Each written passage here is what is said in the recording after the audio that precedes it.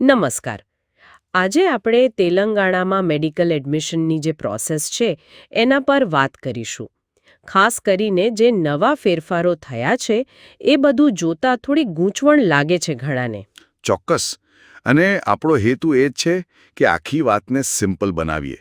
જે મેઇન સંસ્થા છે Kaloji Narayana Rao university of health science એટલે કે KNRUHS. હા, વારંગલવાડી. બરાબર. એ જે આખી એડમિશન પ્રોસેસ સંભાળે છે એને અને એના નિયમોને લેટેસ્ટ અપડેટ સાથે સમજીએ. અને શરૂઆત તો નીટ યુજીથી જ થાય ખરું ને? તેલંગાણામાં MBBS કે BDS કરવું હોય તો નીટ પાસ કરવી કમ્પલસરી છે. બિલકુલ. એ પહેલું પગથિયું છે. એના વગર આગળ વધી જ ન શકાય.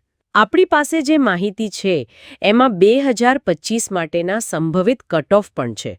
જેમ કે જનરલ માટે 50મો પર્સન્ટાઇલ, લગભગ 144 માર્ક્સ. હા. અને SC/ST BC માટે 40મો પર્સન્ટાઇલ, મતલબ કે 113 માર્ક્સ આસપાસ. પણ આ તો ખાલી ક્વોલિફાઈંગ છે. સાચી વાત છે. ખરી ગેમ તો પછી શરૂ થાય છે KNRUHના કાઉન્સેલિંગમાં. એકદમ. KNRUH છે ને એ સ્ટેટ કોટાની 85% સીટ્સ અને મેનેજમેન્ટ કોટા MQની સીટો બંને માટે કાઉન્સેલિંગ કરે છે. એટલે બે અલગ અલગ પ્રકારની અરજી કરવાની રહેતી હશે. હા. સક્ષમ સત્તા કોટા, જેને કોમ્પિટન્ટ ઓથોરિટી કોટા કે CQ કહેવાય, અને મેનેજમેન્ટ કોટા, જેમાં પાછી કેટેગરી B અને C એટલે કે NRI, આ બંને માટે અલગ ઓનલાઈન એપ્લિકેશન કરવી પડે. વેબસાઇટ્સ પણ અલગ છે ને? tsmededum.tschein અને kruhtelangana.gov.in. બરાબર.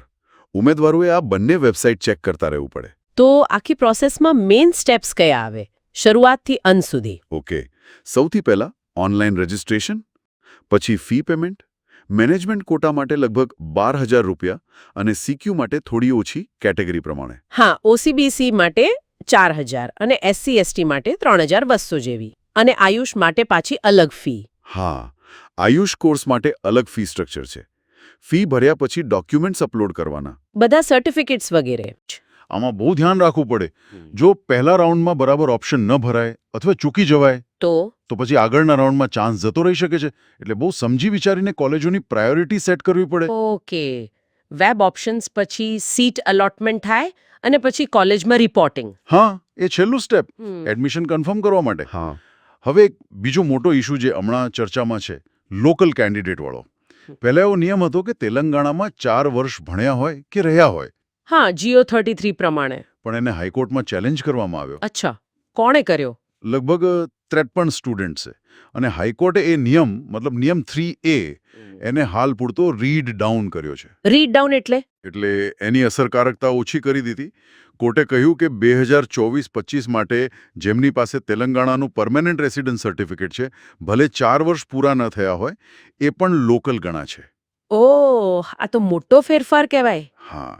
અને કોર્ટે સરકારને કહ્યું છે કે આ બાબતે સ્પષ્ટ ગાઈડલાઇન્સ બનાવે. એટલે લાંબા ગાળે શું થશે એ જોવું રહ્યું. તો આની અસર CQ સીટો પર પડે. મેનેજમેન્ટ કોટાનું શું? શું તેલંગાણા બહારના સ્ટુડન્ટ્સ માટે ત્યાં કોઈ ચાન્સ છે? હા, છે. મેનેજમેન્ટ કોટામાં જે કેટેગરી B છે એમાં 85% સીટો લોકલ માટે રિઝર્વડ છે, પણ 15% ઓપન છે. કોઈ પણ રાજ્યનો વિદ્યાર્થી એમાં એપ્લાય કરી શકે. અને કેટેગરી C, NRI વાળી? એ તો પૂરેપૂરી ઓપન છે. એટલે હા, તેલંગાણા અમુક હદે ઓપન સ્ટેટ કહી શકાય, ખાસ કરીને મેનેજમેન્ટ કોટા માટે. સીટોની વાત કરીએ તો આંકડો ઘણો મોટો છે. 5,000થી વધુ MBBS અને 1,100થી વધુ BDS સીટો. બરાબર. અને હમણાં જ MCCએ ફેઝ 2 કાઉન્સેલિંગ માટે 614 નવી સીટો એડ કરી છે, જેમાં 600 તો તેલંગાણામાં જ છે. વાહ! આ કઈ રીતે થયું? પેલી મલ્લા રેડ્ડી ગ્રુપની કોલેજો છે ને, મેડિકલ, વિમેન્સ મેડિકલ, ડેન્ટલ, એમને ડીમ્ડ યુનિવર્સિટીનો સ્ટેટસ મળ્યો, એટલે સીટો વધી. અચ્છા. અને સરકારી કોલેજોનું શું સ્ટેટસ છે? એ પણ સારું છે. NMCએ તેલંગાણાની 34 ગવર્મેન્ટ મેડિકલ કોલેજોને 2025-26 માટે મંજૂરી આપી દીધી છે. ગ્રેટ. અને આપણે એ પણ નોંધી લઈએ કે KNRUHS ખાલી MBBS BDS જ નહીં, પણ આયુષ કોર્સ માટે પણ એડમિશન કરે છે. BAMS, BHMS, BNYS. હા, અને BUMS પણ. બધા માટે નીટ સ્કોર જ આધાર છે. BUMS માટે પેલી ઉર્દુ અરબી પર્શિયનની લાયકાત ધ્યાનમાં રાખવી પડે. ખર્ચની વાત આવે ત્યારે મેનેજમેન્ટ કોટામાં યુનિવર્સિટી ફી કેટલી હોય છે? ખાલી યુનિવર્સિટી ફીની વાત કરીએ તો કેટેગરી B MBBS માટે લગભગ 40,000 અને કેટેગરી C એટલે કે NRI MBBS માટે 70,000. પણ આ તો ખાલી યુનિવર્સિટી ફીસ છે. ટ્યુશન ફી તો આનાથી ઘણી વધારે હશે, જે સરકારી આદેશ GO પ્રમાણે નક્કી થાય છે. હા, એ ફી ઘણી ઊંચી હોઈ શકે છે, ખાસ કરીને પ્રાઇવેટ કોલેજોમાં. અને પેલો નિયમ કોર્સ છોડવા પર દંડવાળો? હા, એ બહુ સ્ટ્રિક્ટ છે. જો મોપઅપ રાઉન્ડ પછી કોઈ સીટ છોડે તો 20 લાખ રૂપિયાનો દંડ અને 3 વર્ષ માટે એડમિશન પર પ્રતિબંધ. બાપ રે, આ તો બહુ મોટું રિસ્ક ફેક્ટર છે. ચોક્કસ. એટલે સીટ લીધા પછી છોડવાનો વિચાર કરવો લગભગ અશક્ય જેવું છે. પણ એક સારા સમાચાર પણ છે ને, સ્ટાઇપેન્ડ વધારાના.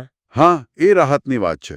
જાન્યુઆરી 2025થી તેલંગાણામાં મેડિકલ ઇન્ટર્ન, PG સ્ટુડન્ટ્સ અને સિનિયર રેસિડેન્ટ્સના સ્ટાઇપેન્ડમાં વધારો થયો છે. એટલે ભણતર સાથે કમાણીમાં થોડો વધારો.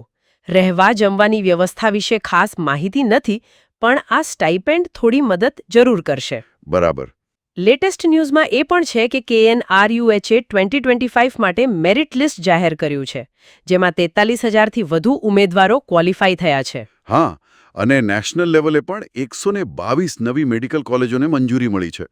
આ બધાથી કટ ઓફ પર શું અસર પડશે એ જોવાનું રહેશે. સ્પર્ધા તો ટફ જ રહેવાની છે. હંમેશાની જેમ. તો ટૂંકમાં કહીએ તો તેલંગાણા માટે નીટ સ્કોર કમ્પલસરી, KRUHSની પ્રોસેસ ધ્યાનથી ફોલો કરવી, લોકલ સ્ટેટસના નવા નિયમો સમજવા, સીટો વધી છે એ ધ્યાનમાં રાખવું અને ખર્ચ તથા પેનલ્ટીના નિયમો ખાસ યાદ રાખવા. એકદમ બરાબર.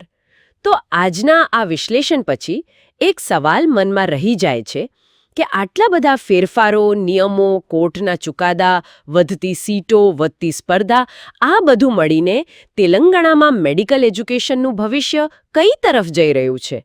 શું આનાથી સ્ટુડન્ટ્સ માટે સારું થશે કે વધુ ચેલેન્જિંગ? એ વિચારવા જેવો મુદ્દો છે.